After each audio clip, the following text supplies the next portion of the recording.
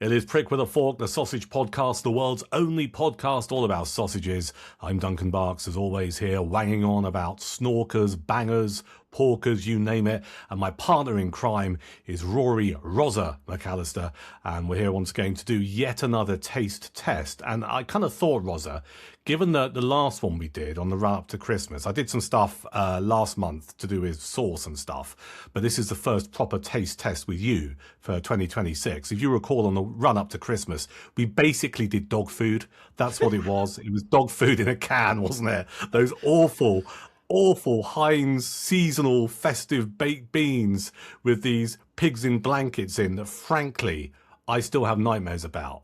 I mean, I was gagging. They weren't that bad, actually. You know, on reflection, you know, and I did have a watch of it because it pops up on my, you know, notifications. I did watch it back and I thought, I'm agreeing with him too much here. I thought I need to sort of push back just slightly. I didn't quite think they were as bad, actually. Now, don't get me wrong, I haven't rushed out and bought them since, but I am backpedaling just slightly. Just one cycle of backpedal, if that's okay. If you missed the last one, check it out. It's on Spotify, it's on Apple. Most importantly, it's on our YouTube channel, so you'll find it if you scroll down and watch it again. But honestly, they were a shocker. So to kind of counter that grim and ghastly experience with the dog food, right? What we're doing this time round is we're going to what they were. I mean, it was just like eating my beagle's here. You know, you beagle, liked them, didn't you, Sumner? Yeah, she liked them. Well, she would do because she's a dog. We're going to go to the opposite end of the spectrum. We're going to go from slutty food in a can, which is quite dirty, to almost, as I said to the bloke behind the meat counter today, these are, in my world, the Rolls Royce of sausages. They are. And then we had a conversation at our relay in a few moments' time. We're going up market. We're going a bit posh. We're going to Waitrose, and not even Waitrose sausages in a packet. No. This is from the meat counter. So this is serious stuff. And I certainly spoken about these before and written about these before because they're not cheap bangers, but I still maintain they are worth every penny. As we always say, if you can make your own sausages, brilliant. If you can't make them, and you need to buy them, and you can get to a farm shop or a butcher, get them from there. But of course, most people don't have those options, and that's fine. You can go to the supermarket. There's some good supermarket stuff about. In the case of Waitrose, for those who maybe don't have a branch near them, they do a load of packet sausages, which are fine. They do, you know, a lot of the big brands that we talk about as well. But they also have their own meat counter, and they do fresh sausages. And it's really interesting because you messaged me last night and said, I've got these ones that we're going to sample, but also you said, I've got some chili and fennel. And I was looking at the chili and fennel as well. I didn't buy them, but I'm a big fan. Have you had them yet? You didn't have them last night, did you? No, Duncan, and I deliberately haven't had them yet because, I mean, we will have them possibly, you know, later, or even maybe I'll cook them up for tomorrow before I go away. But I thought they... okay, it may be two Waitrose in a row, but I think the chili and fennel are definitely up for some sort of review because, as you say, these are the Rolls Royce of supermarkets, I think I would add. Well, let's go on to that thing. But what I wanted to say about the chili and fennel, there's something gorgeous about fennel in a sausage. You've got that real Italian kind of thing going on. Absolutely delicious. But we'll put that to one side for now. Let's focus on what we're sampling this time round. And they're from Waitrose. They're from the meat counter. And they are Gloucester Old Spot sausages with sage. Just saying those words, Gloucester Old Spot, it's like pornography, don't you think? Gloucester Old Spot. Marvellous. It's a very nice breed of pig. Yeah, and it's an interesting breed. It's an interesting breed because I was talking to the fellow behind the meat counter, and I said to him, "These are, in my world, the Rolls Royce of sausages." And this was great response and great sales patter. He responded and said, if it wasn't for people like you, sir, buying these sausages, this breed would disappear." And he's right, because in this country, it's one of the pork breeds that's on the at-risk register. That's right. And again, in the US, massively at risk. But here in the United Kingdom, this particular breed of pig is at risk. So we're doing our bit here, Rozza, for the future survival of the Gloucester Old Spot. We are indeed. We used to have some grow near us. It started out as little piglets and stuff on a nearby farm and stuff, and they were ever so cute as well. And to look at as well, they are.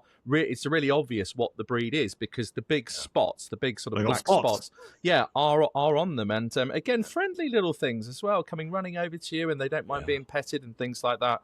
And as sausages, it just works. I mean, yes, of course, there's some other ingredients that have gone into these, but as you say, these really are the Rolls Royce of supermarket sausages in the United Kingdom, as far as we're concerned. Anyway, I mean, yes, have I had a better sausage?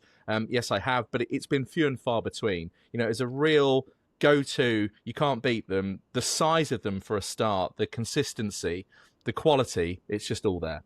Yeah. For me, here's another analogy. This is when you get on board an aeroplane and these sausages are the equivalent to turning left, right? They are just gorgeous. Now, I paid, and you kind of, they're not in a packet, so you buy them per sausage and they weigh them and they tell you how much it is. I think I paid for 4 of them. I think it was about £5.7 or £5.9 for 4 of them. I think that's about right, isn't it? You paid about a £5 as well for 4 of them. Yes, indeed. It was spot on £5 for 4. I mean, you can actually buy the entire tray. They come in like a plastic tray with a cover, and you can actually say, "Can I have the box, please?" I've done that before because I've had barbecues and stuff, and just wanted to give something decent to the. You must have friends who you really love. If you're buying a tray of these things from Waitrose for your barbecue, mate, that's commitment to the cause. Well, Duncan, check your post tomorrow. That's all I'll say. All right, good man. You've done a bit of research here, so we know about the breed. We know it's on the at-risk register in the United Kingdom, which is why we need to support this particular banger. But ingredients-wise, what have you got there? Well, ingredients. They are big uns, as it's described here. They are indeed. So they're coming in at an average of about 100 to 110 grams a go. And again, they tend to be about 15 centimetres long. There's both of ours. So I've got 4 here. Not that I'm going to eat all 4. Some are for Sumner and some are for Lizzie. It's her favourite. Mrs. M absolutely loves them. So, Duncan, we've got 61% pork shoulder here and 29% pork belly. And I don't know whether or not that... You get the fat in the belly, whether or not that matches your ratio, because I know those are the 2 bits that you use. And well, that's interesting. I'll answer that. I always do 50-50. So when I'm at my own sausages, it'll be 50% belly and 50% shoulder. And occasionally, depending on what kind of sausage I'm making, I might add in some pork back. I can never say this. Pork back fat. Or I might just get a couple of rashers of bacon and cut the fat off that and put it in, depending if I need a really juicy banger. But normally I do 50% belly and 50% back. Okay, so we're not far off here. So 61% pork shoulder and 29% pork belly, as I said. So add the 9 to that, then we're looking at 70 and then 20. So we're looking at a 90% pork content here. Along with the pork, we've got sage, we've got black pepper, we've got nutmeg, which we love. And they're all into natural hog casings, as you'd expect. Waitrose Old Gloucester Spot sausages available from their deli counter. Yeah. Can't recommend these enough. And I'm just thinking, timing wise, in the United Kingdom, Father's Day is not too far away, is it? Right. So if you've got a fella in your life who maybe is responsible for your offspring, or you know who that fella is who's responsible for your offspring, and you want to make him happy on Father's Day, get him some of these bangers. They'll love you forever. What are you laughing at? Well, just the fact that it's like Father's Day, you need to know actually who your dad is or who your natural father is in order to be able to celebrate it. And the clues in the title. I don't know when Father's Day is actually. June. Is it June? So you've got plenty of time to save up because they're not necessarily that cheap. Right then. So I've had these before, not had them for a while though. So these are my first of 2026. My casing is a little bit flappy on this particular sausage. What you got there? Yeah, this is again. It's come out quite oily. But again, consistency-wise, I think we're looking the same. Again, I did the Barks method with this, so in our portable oven, we're having our kitchen redone, so we don't actually have a full-on oven at the moment. So portable oven on a tray with baking paper and 180 degrees for about 20-25 minutes. Yeah, and you can see there from that picture that I just held up.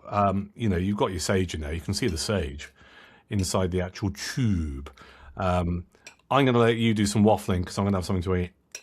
Well, again, in terms of the actual casings, they do come off like you'd expect a hog casing. They sort of peel away from the centre inside. The actual cut in the middle is actually quite coarse.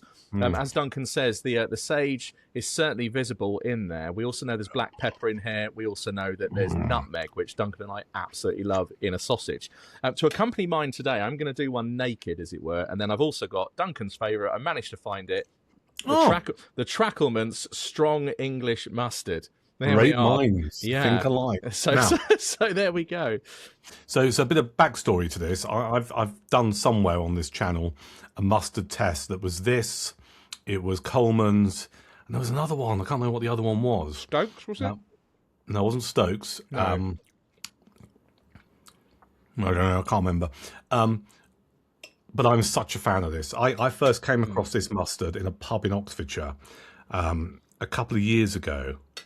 And I was there one Sunday evening, and they'd run out of roasts. But they said, I said, I really fancy some red meat. And they said, well, we got some steaks. I said, that'll do. So I got my it's a ribeye I had. I had a ribeye with these triple cut chips, obviously going for the healthy option. And they said, would you like mustard? I said, yes. And they went, well, the only mustard we have is Trackleman's, and it's really strong. I said, bring it. I've never had it before. And once I tried this, a smear of this on my plate, I've never looked back. And now this is my mustard of choice. Whenever I have sausages, I love this. And actually, it's a double whammy. Not only is it a good mustard, but if you've got a cold, I know, it really helps. Yeah. I mean, it says strong. I mean, like that. I mean, I love mustard. It really does have a kick. I mean, Coleman's is strong. Yeah. This kicks up a level, and I think just has a bit more complexity in the flavour. You can almost separate the sort of ingredients in your mouth. I tried this last night, where Trackleman's versus Coleman's versus Stokes. Oh yeah. Stokes one's actually had gone a bit vinegary. The vinegar had come to the top, so I had to give it a good old whip round. And again, that just lacked a bit of complexity. This, on the other hand, I hate to agree, but I'm going to. You can agree. It's all right. Trackleman's is actually on the money. It really is this stuff. And actually, Duncan, wasn't that expensive. No, I think I paid under £3 for this. Yeah. So, I mean, you'll see it's got the great taste sticker on the side there. And that it's won loads of awards over the years. And you tend to find it in farm shops or slightly posh delis, decent butchers. And if you see a jar, get a jar. Yeah. I mean, I'll tell you what I also love about this, going off on a bit of a tangent. I love making big doorstep ham sandwiches with this. So ham, hand cut, all right? None of this kind of like dribbly wet stuff. Hand cut, butter, white bread, this. Blooming delicious. I'm getting in the car and coming to your house right now. I've run out of ham. Right, so what do you make of the yes, well, let's talk so far? Yeah, let's talk about the consistency. So they are very coarse. Yep. And that's not a bad thing. No. Again, on the mouth, they are, again, with the hog casings, they sort of tend to, when you cut them, particularly, I'm using a steak knife, I think, which is cutting them up a little bit. But when you cut them, they do tend to come apart. So you end up chasing around some of the little bits on the plate, which Sumner absolutely loves. So she'll probably get those. My beagle's just down here. Now,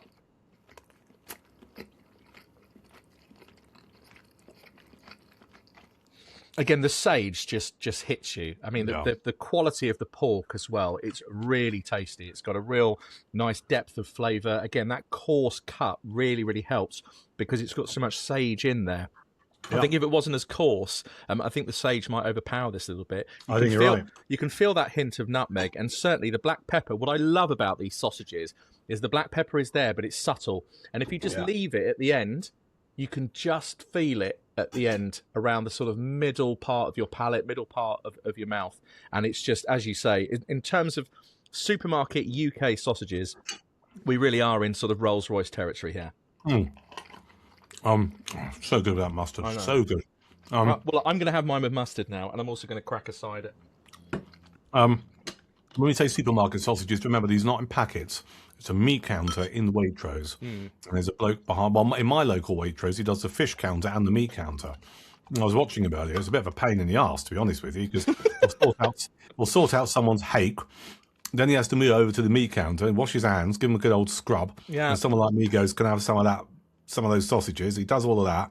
By which time, someone is back at the fish counter wanting prawns. Yes. So he's all over the place. And a different coloured board to cut them all on. Different coloured board. Yeah, you're supposed to do that. What was that? I'm on the H2O because my ritual, we've fallen into a habit, you and I, of tending to do this between about 4 and 5 in the afternoon. And my weekday ritual is always by 5 o'clock, I need to walk the dog. Once he's had his dinner, and you know what it's like because you've got your beagle. I've just done mine. Yeah, if you don't feed them when they're expected to be fed, they get very upset.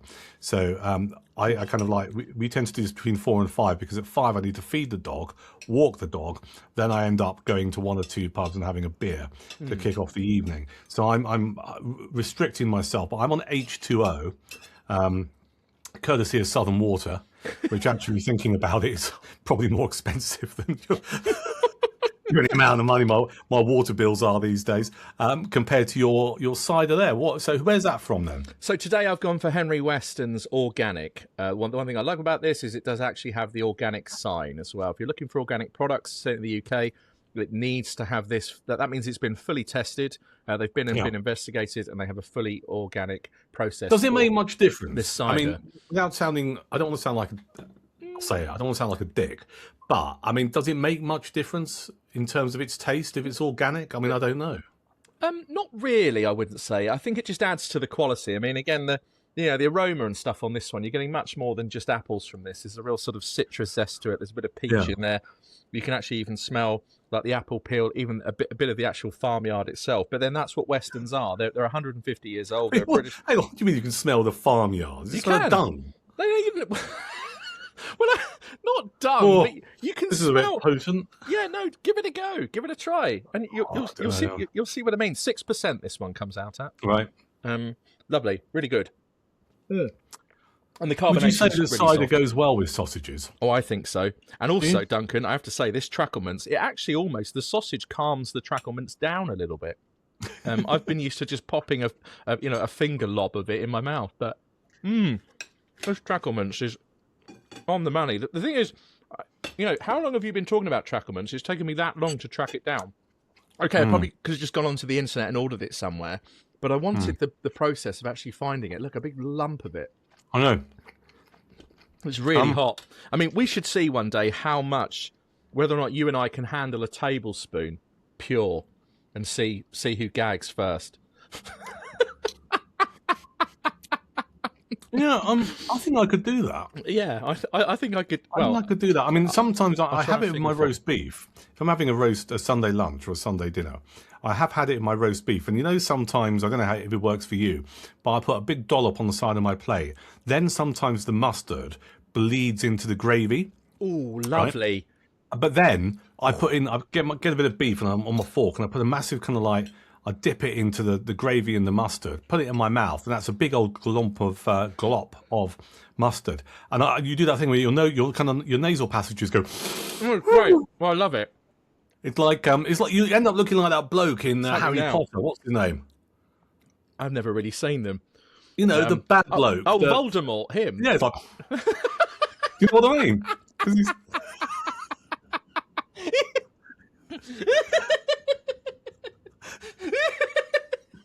Isn't it? You're kind of like your nose disappears. It's Ralph Fiennes, everyone. Look. There's your screenshot for this podcast. There's my screenshot. But yeah, it's a strong mustard, but it's a good mustard. This is my last mouthful of this. It's really, really good. I mean, you've got a lovely combination, haven't you? You've got your cider, you've got your mustard, you've got a very good quality banger. You're living your life, Rozza. You're living your best life. I am indeed. And this, I mean, as I said, look at that. It's just completely come apart because of this steak knife. Oh, Sam, there you go. You're getting bonus drops here, baby girl. There you go. But again, as I said, in terms of consistency, I mean, what would I have this with? It does sort of scream breakfast, but it also screams barbecue hot dog for me. Now, but you disagree. You're going to go bangers and mash, aren't you? I'm going to disagree with you on that because I think, as we know, barbecuing is an art, and I wouldn't want to. I use a gas barbecue, okay, because one, I just find it easier. and it's slightly easier to control the heat with a gas barbecue. But if you have a pure charcoal one, it's not always easy to manage your heat. And I just don't know if I'd want to risk splitting this quality sausage on the barbecue because I cooked it too hot. Does that make sense? Yeah, they do. And actually, there's no one I like well enough, to say, come round, I'm going to blow all my money on these top quality bangers. What? Do I not get an invite? Well, you'll have to bring some. Okay, done. There's no. I mean, you can't turn up empty-handed. Well, where are the sausages? Yeah, exactly.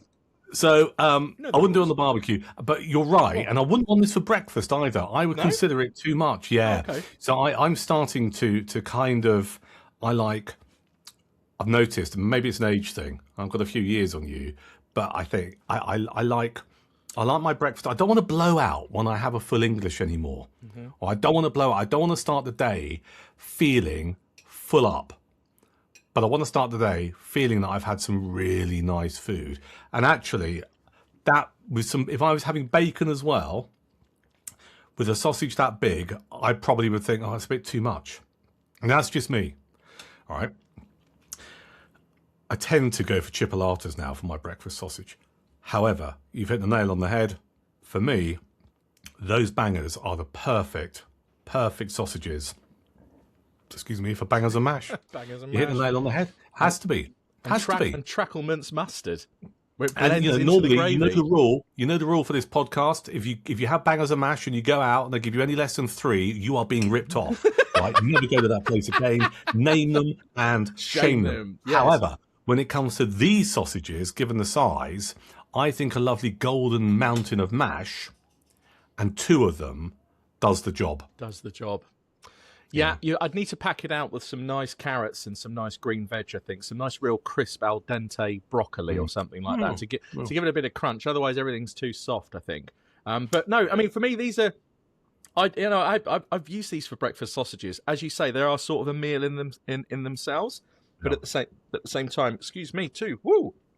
Excuse me. I just think they're superb. And the fact that they're pretty much readily available. I mean, I don't know about you, but I get really annoyed and really upset when I have a good sausage from a farm shop that was miles away and doesn't have mail order, because then you're like, I'm never going to be able to get that back. I can't remember the name of it. I don't know where it is. Well, it's a bit like a holiday romance, isn't it? Yeah, you know what I mean? It is. It is. I mean, I'll speak crassly. You've been there. You've had a couple of knee tremblers. It's been a great time, but it's never going to happen again.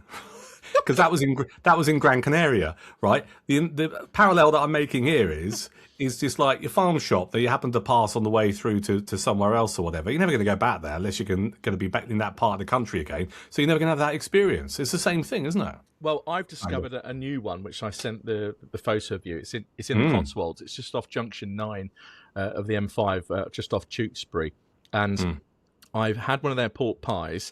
I've had one of their steak sandwiches, which I then put a load of Stokes mustard in because I'd forgotten to bring my Tracklemans with me. I know, Duncan. But their sausages are looking good. And I think if they do mail order, which I'm going to check, then I'll pick some of those up as well. And I think we could shove them on for a taste test. But I do think it would be interesting to actually do like a condiments review as well with some of our favourite sausages. I think we should. You talking about your farm shop is a good prompt for me to say thank you to John Herbert, who's been a loyal listener and supporter of Prick with a Fork. Yeah. And he often... We exist on Instagram, by the way. If you just search for Sausage Podcast on Instagram, that's where our Insta feed is. I won't lie, it's a little bit sporadic, but occasionally, there's stuff on there. And John sent me a picture of some fabulous toad in the hole that he had, featuring 3 Cumberland sausages. And this is on it's on the outskirts of Sheffield, this place, and it's a boozer called the Red Lion. It's the Red Lion in Todwick, which is off the A57. So the Red Lion in Todwick, just off the A57. It's on the east side of the M1, about 5 miles out of Sheffield, or the outskirts of Sheffield. And John Herbert knows his bangers. He loves his scran. He knows what he's talking about. And he sent me a picture and he said, these are absolutely fantastic. These sausages and this toad in the hole. So yeah, check it out if you're in that part of the country, and do follow us on Instagram. Just search for Sausage Podcast. What are we going to give these then? What do you reckon? I mean, it's a bit of a no-brainer, isn't it? I mean, the thing is, we've just got to decide if it's a 9 or a 10. It is. I'm going to go 9, and I'd go 10 if perhaps they just stay together a bit more. The fact that you've got to work a bit harder and chase it around the plate a bit, I think just maybe knocks it down just by 1. I'm going to absolutely load this one with Tracklements. Oh, yeah. Absolutely load it in. And an absolute solid 9 out of 10 for me. 9 out of 10. I'm going to give it a 9 out of 10 for 2 reasons. One, I've never given anything a 10. At least I don't think I have.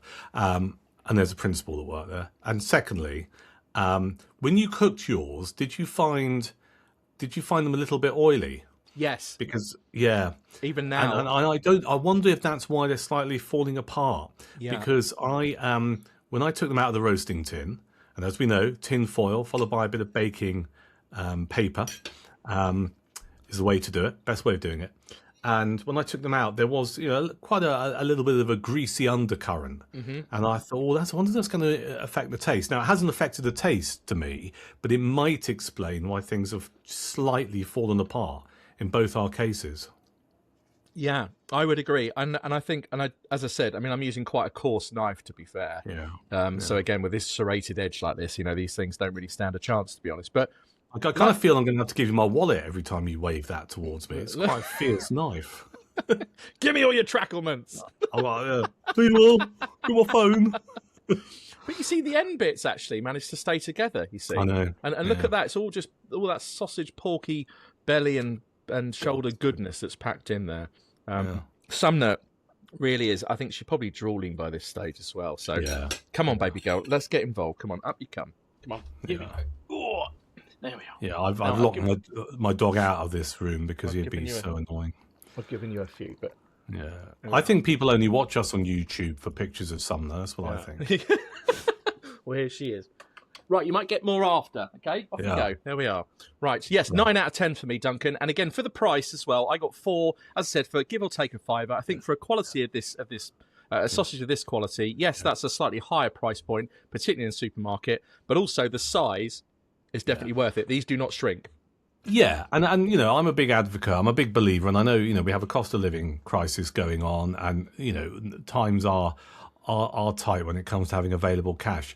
I treat these. I don't have these every week. I don't have these every month. These are a treat. Do you know what I mean? They are a treat of a sausage. Yeah, agreed. But if you've got someone in your life who loves their sausages, and it could be Father's Day, it could be a birthday or whatever, or if you're like Rozza and you really love your friends and they're coming around for a barbecue, just buy these because they'll thank you for it. It's fantastic. It is absolutely wonderful, and I think Waitrose are really onto something here. I'm very keen to try some of the other range. I've had their number one. They do like a number one range. Yeah, I've had their number one pork, both from the deli and the ones in that come in a packet, because they're ones you can get them in both. As Duncan has rightly pointed out, you can only get these old Gloucester spots on the deli counter. You can't get these in the packet. Some of them are on the deli, some are in the packet as well. But those chili and fennel ones, I just wonder, as I said, you often sort of bring, sort of orgasmic types tones into this. I just wonder whether or not when we have those chili and fennels, whether or not it's going to set something off in you and I. Well, yeah, possibly. I mean, obviously there's a screen between us, so it can only go so far. Let's make a note for that. Let's make a note for it. Let's make a note that for the next one, we will do the chili and fennel. Doesn't matter if we do Waitrose twice in a row, does it? Because we've done a lot of other stuff over the months. So let's do that, because I'm genuinely intrigued by them. Me too. Because there's a butcher not far from me in a place called Emsworth, which is just over the West Sussex, Hampshire border. Tregus Butchers, and they've got a brand called Harry's Sausages, and they have a variation called, I think it's called the Sicilian, and it is obviously pork, but he uses fennel and garlic in there and a bit of lemon zest, and my God, it's so good. It's the kind of thing that you can just imagine slicing up with some pasta and just imagining that you're in Sicily. So I'm a big fan of sausages with fennel in, but I don't think I've ever had a sausage with fennel and chili. So let's do that next month. Yeah, definitely. I mean, they sound similar to those M&S ones we did. Yeah. Those Sicilian ones last summer that we did. Again, if you want to see the review on those, then just backtrack through the episodes of Prick with a Fork. It was roughly around last summer. You'll be able to find that. It was last August, I think it was. Absolutely gorgeous. But yeah, the chili and fennel are definitely on my hit list, Duncan. Brilliant. Can't wait. No, we'll do that next time. Rozza, as always, thank you for your sausage love, whatever that means. And thank you for watching. Thank you for listening. You can rate, review, share, subscribe if you want to spread the word about this podcast. If you know people in your life who love food, who love sausages, who love meat, none of this vegan, vegetarian rubbish, then tell them about this podcast. Our YouTube channel, Prick with a Fork, you can subscribe to that. It won't cost you a penny. It just means whenever we do stuff like this, you get immediately updated by it, which is really important. And it just spreads the word a little bit. And also you find us on Apple Podcasts and Spotify as well. The Insta feed is Sausage Podcast. It's on Facebook as Prick with a Fork. And the email address is prickfork@gmail.com if you want to send anything like sausages. Rozza, until next time. See you later. Yeah, cheers. When hopefully I've got this wallpaper replaced as well, because it's not as cool as yours. No, well, I don't know. That kind of works. That kind of works in a homely way. I'm going, ooh, we got bangers and snorkers. So in love.